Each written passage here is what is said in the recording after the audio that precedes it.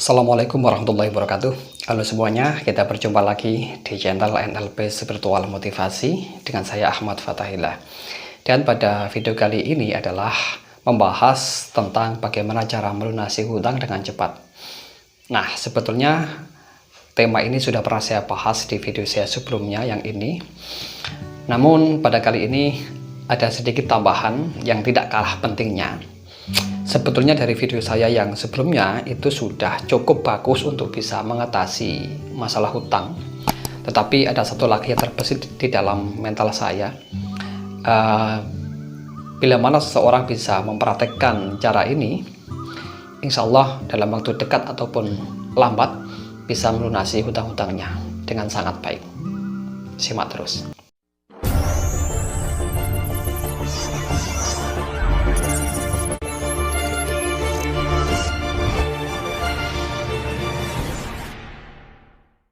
Nah, ada pertanyaan yang sangat penting yang ingin saya sampaikan, yaitu kenapa ada seseorang yang kesulitan untuk membayar hutang? Alasannya adalah karena orang itu bisa jadi kurang konsistensi untuk membayar hutang tersebut. Itulah alasannya kenapa dia selalu sudah jatuh tempo tapi belum bisa membayar hutang.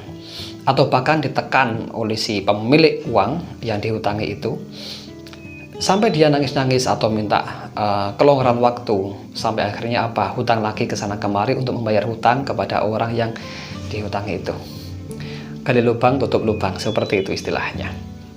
Nah, hal pertama yang harus Anda ketahui adalah agar bisa cepat melunasi hutang, yaitu konsisten untuk bisa membayar hutang tersebut. Begitu. Kenapa? Karena konsistensi ini atau kehendak, niat untuk bisa membayar hutang itu adalah suatu power, itu adalah suatu energi yang bagus dari dalam diri Anda supaya bisa menarik rezeki yang nantinya bisa untuk membayar hutang.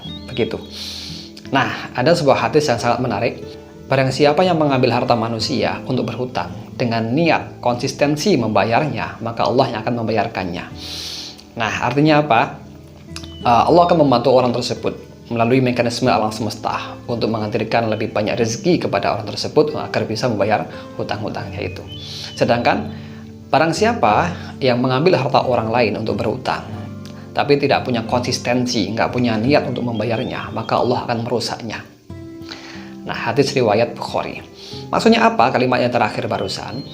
Maksudnya begini, kalau ada seorang yang berhutang, dari awal hutang dia sudah niat nanti kapan-kapan aja dibayar misalkan, atau ditunda-tunda membayarnya, sudah jatuh tempo tapi mencari alas-alasan, bahkan ditagih oleh si pemilik hutang itu, lari entah kemana, seperti makhluk halus, lari nggak tahu kemana. Nah, itu karena dari awal sudah nggak punya niat, nggak punya konsistensi untuk membayarnya. Akhirnya apa? Harta, rezeki yang dimilikinya akan terus-menerus tidak ada atau habis melulu, karena memang disengaja dirusak oleh Allah dengan mekanisme alam semesta ini. Alasannya satu, yaitu dia nggak konsisten, nggak punya niat untuk membayarnya dari awal. Begitu. Beda lagi kalau dari awal sudah niat, sudah konsisten untuk membayar hutangnya, maka entah bagaimanapun caranya, alam semesta akan menghadirkan berbagai macam cara, atau mungkin membooster rezeki orang tersebut, memperbesar wadah rezeki orang tersebut agar lebih banyak menerima rezeki dari Allah Subhanahu wa Ta'ala. Ini gaib, jalannya itu berbagai macam cara, dan kita nggak tahu, wallahu alam. Yang jelas, mindset ini di situ. Ya, mindset kita itu yang paling penting, yaitu mindset untuk bisa membayar hutang itu. Mindset konsistensi untuk membayar hutang tersebut, itulah yang paling utama, di mana mindset ini akan menarik segala macam realita kehidupan kita agar bisa menarik rezeki lebih banyak. Ya, akhirnya itulah yang akan dibayarkan. Seperti itu. Kemudian ada cara lagi yang lebih bagus, yang tidak kalah menariknya, yakni rubah mindset miskin Anda menjadi mindset kaya. Begitu. Kenapa kok begitu? Karena begini, kebanyakan orang yang nggak bisa bayar hutang, entah alasan apapun itu, satu alasannya adalah dia bermental miskin. Meskipun dia sudah punya duit untuk membayar hutang, tetapi ada saja alasannya. Ya, dulu saya pernah punya teman, dia berhutang kepada saya hanya 20.000. Bayangkan 20.000 itu kan sedikit ya, untuk beli bensin katanya. Kemudian dia bilang, nanti saya bayar 1 minggu ke depan gitu katanya. Ternyata setelah 1 minggu jatuh tempo, anaknya nggak bayar. Saya tunggu lagi sampai 1 bulan, tetap nggak ada kabar dari anak itu. Tapi secara kebetulan ada teman yang juga dekat dengan anak tadi. Saya titipin omongan, tolong sampaikan ke si A ini, dulu pernah hutang ke saya 20.000. Disampaikan, akhirnya ya dibayarkan. Itu pun telat, gitu. Katanya lupa. Nah, kenapa kok bisa lupa? Padahal cuma 20.000, hanya untuk beli bensin, begitu. Pertanyaannya, kenapa kok bisa lupa? Mungkin jawabannya adalah karena manusia tempatnya salah dan lupa. Bukan seperti itu. Karena dia kurang tanggung jawab, kurang konsistensi, itulah. Ini harus saya sampaikan. Kenapa? Karena kalau orang itu konsistensi, punya niat, punya tanggung jawab untuk melunasi hutang-hutangnya, pasti akan diutamakan membayar hutangnya daripada untuk yang lain, begitu. Meskipun katakanlah belum punya duit, tapi akan berusaha untuk mencari duit untuk membayar hutangnya itu. Jelas ya? Nah, ini soal mindset sebetulnya. Oleh karena itu, kita harus bisa mengubah mindset miskin ke mindset kaya. Supaya apa? Kalau kita bermindset kaya, meskipun kita belum punya duit katakanlah, maka kita akan berusaha untuk bisa membayar hutang, berapapun jumlah hutangnya itu. Nah, caranya bagaimana untuk bisa mengubah mindset miskin menjadi mindset kaya? Caranya adalah, dalam hal ini konteksnya adalah untuk membayar hutang. Yang pertama, ubah kata hutang menjadi amanah. Nah, ini hampir sama dengan video saya sebelumnya, ya. Ubah kata hutang menjadi amanah. Kenapa begitu? Karena kata hutang biasanya akan menjadi beban dalam batin bawah sadar kita. Sedangkan kata amanah akan menjadi tantangan dalam hati kita, dalam batin bawah sadar kita. Ya, amanah ini mengisyaratkan ada sesuatu yang harus segera dibayarkan. Ada komitmen untuk segera dibayarkan. Meskipun nanti sama-sama dibayarkannya, tetapi impact yang kita rasakan dalam hati kita berbeda. Nah, disinilah neurolinguistiknya ya. Nah, apabila kita menggunakan kata hutang, contohnya begini, saya punya hutang 10 juta kepada si A yang harus segera dibayarkan. Nah, saya bandingkan dengan kalimat ini, saya punya amanah 10 juta kepada si A yang harus segera dibayarkan. Nah, rasanya berbeda. Dari kedua kata ini rasanya berbeda. Antara kata hutang dengan amanah, rasa yang ditangkap di batin bawah sadar itu berbeda. Ya, kata hutang barusan akan menjadi beban dalam hati kita. Bahkan kalau terus kita punya beban bisa menjadi stres. Sedangkan kalau amanah ini menjadi sebuah keharusan, bisa menjadi hak yang harus segera dibayarkan. Kenapa? Karena itu bukan hak kita yang harus. Jadi hak itu harus segera disampaikan kepada yang punya hak tersebut. Seperti itu. Nah, jadi itu yang pertama, untuk mengubah mindset miskin menjadi mindset kaya, ubah kata hutang menjadi amanah. Cara yang kedua yaitu dengan mengubah pola pikir melalui afirmasi. Nah, ini mungkin yang teman-teman menunggu ya. Tolong dicatat baik-baik, kalau perlu nanti di pause terlebih dahulu. Dicatat di buku Anda, oke? Nah, ini saya bacakan.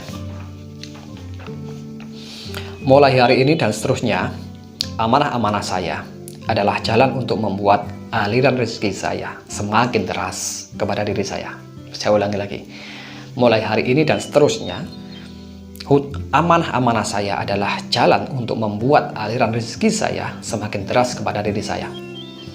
Kemudian afirmasi yang kedua adalah, mulai hari ini dan seterusnya, amanah-amanah saya yang terasa berat, yang terasa besar, itu adalah jalan bagi saya untuk memperbesar aliran rezeki atau memperbesar wadah rezeki kepada diri saya. Nah, mulai hari ini dan seterusnya, mulai sekarang dan seterusnya, amanah-amanah saya yang terasa berat, yang terasa besar, itu adalah jalan bagi saya untuk memperbesar wadah rezeki, untuk memperbesar aliran rezeki kepada diri saya. Nah, tolong itu dicatat baik-baik. Kalau perlu pause terlebih dahulu video ini, kemudian catat di buku Anda. Nah, kalau sudah mencatatnya, tolong Anda baca setiap hari sebanyak 10 kali. Baca dengan jelas dan tegas, dengan mulut dan hati Anda. Ya, dengan mulut dan hati Anda. Nggak cukup dengan hati, tapi dengan mulut juga. Tidak harus keras, ya. Tapi dengan jelas dan tegas. Itu yang terpenting. Kenapa? Karena intonasi jelas dan tegas ini bisa memprogram pikiran bawah sadar. Begitu. Sehingga nantinya mindset Anda akan justru bisa menarik rezeki yang lebih banyak lagi, ya.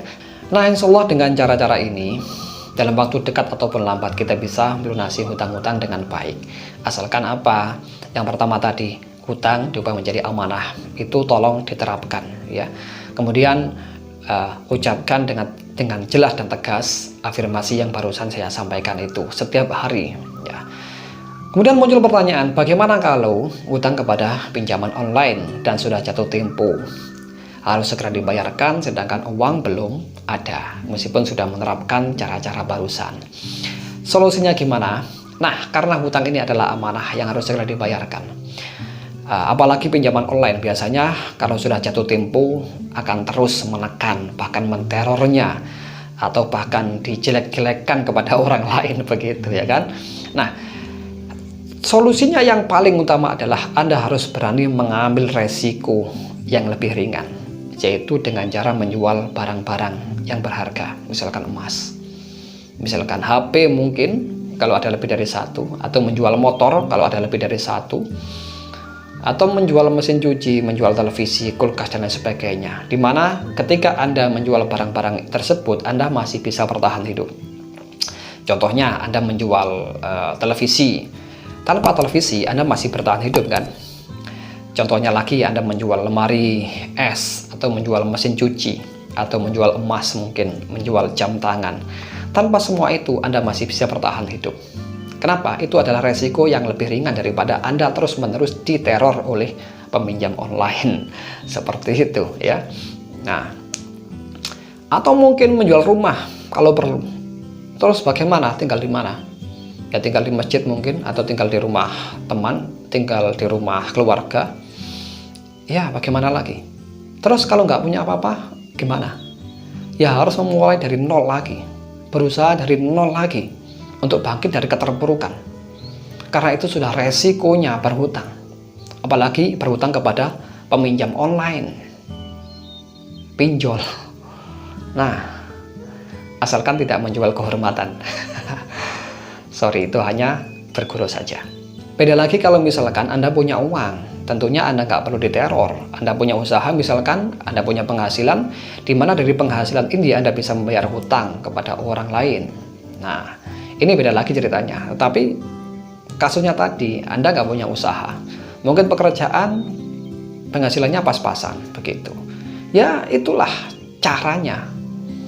Harus berani mengambil resiko supaya tidak berhutang lagi. Gitu. Kenapa? Karena semakin besar hutang Anda semakin diteror, seperti itu. Nah, makanya komitmen Anda dari awal adalah konsistensi untuk bisa membayar hutang. Maka insya Allah cepat ataupun lambat Allah membantu, Allah akan mengkayakan, akan memampukan Anda untuk bisa membayar hutang. Begitu. Dengan syarat konsistensi, punya niat untuk membayarnya, maka akan dimampukan untuk bisa membayarnya. Kebanyakan orang yang nggak bisa bayar hutang karena dari awal sudah berniat tidak membayar hutang, atau dari awal sudah niat menunda-nunda membayar hutang. Sayang banget kalau membayar hutang, mendingan saya pakai untuk jajan, saya pakai untuk makan, ya, saya pakai untuk beli baju dan lain sebagainya. Yaitu masalahnya, rezeki Anda malah dirusak oleh Tuhan karena punya niat tidak baik terhadap yang menghutangi. Kemudian bagaimana kalau Anda dihutangi oleh seseorang tapi orangnya itu baik? Misalkan dia orangnya baik hati ya, Anda dipinjami 1 juta, kemudian orangnya enak, sudah 1 bulan lagi kamu boleh bayar gitu. Ya tetap saja harus komitmen. Kalau nggak komitmen ya jatuh tempo Anda nggak bisa bayar. Tetapi di sini ada triknya supaya bisa membayar, yaitu Anda harus sisihkan uang Anda setiap hari 35.000 atau 40.000 setiap hari. Coba Anda hitung 35.000 kali 30, nanti hasilnya ada 1 juta ya kurang lebih. Nah kenapa? Karena 1 juta itu kalau dibagi 30 hari ya, itu hasilnya ada 33 kalau nggak salah ya, kurang lebih segitulah. Jadi Anda bisa mensisihkan uang makan atau uang jajan sebesar 35.000 atau 40.000 setiap hari, agar nantinya ketika jatuh tempo selama satu bulan bisa membayarnya. Kecuali mungkin Anda punya penghasilan yang besar ya, nggak ada masalah. Tetapi hal tersebut hanya untuk mensiasatinya saja kalau misalkan penghasilan Anda kecil, seperti itu. Baik, itu aja, semoga bermanfaat dan bisa dipraktekkan dengan baik. Saya akhiri, wassalamualaikum warahmatullahi wabarakatuh. Salam.